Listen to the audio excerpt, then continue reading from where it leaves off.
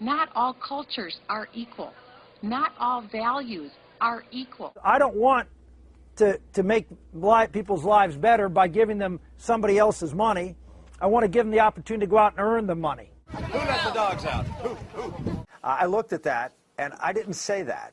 If you look at it, what I started to say as a word and then sort of changed, and it sort of came out, and people said I said black. I didn't. No one in that audience, and I've talked to a lot of people. We looked at it, and it is a little blurry. I looked at.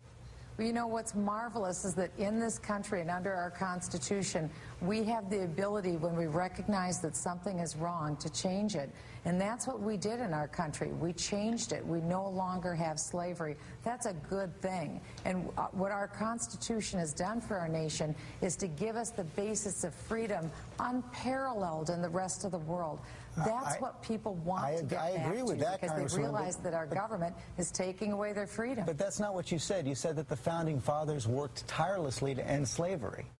Obama is the best food stamp president in American history. I'll go to their convention and talk about why the African American community should demand paychecks. Speaker Gingrich, you recently said black Americans should demand jobs, not food stamps. You also said poor kids lack a strong work ethic and proposed having them work as janitors in their schools. Can't you see that this is viewed at a minimum as insulting to all Americans, but particularly to black Americans?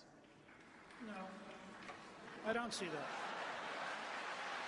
Americans. First of all, I believe I'm going to get a third, because a third of the black people in this country, at least, are thinking for themselves. Herman, I love you, brother, but let me tell you something. You don't have to have a big analysis to figure this thing out. Go to New Hampshire, where they don't have a sales tax, and you're fixing to give them one. They're not interested in 999. What they're interested in is flatter and fair.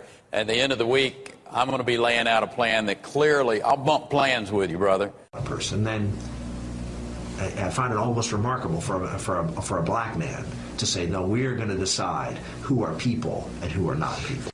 I grew up in Alabama. I understand, I know this from my own experience, that blacks are not the greatest swimmers, or may not even know how to swim. Not all cultures are equal.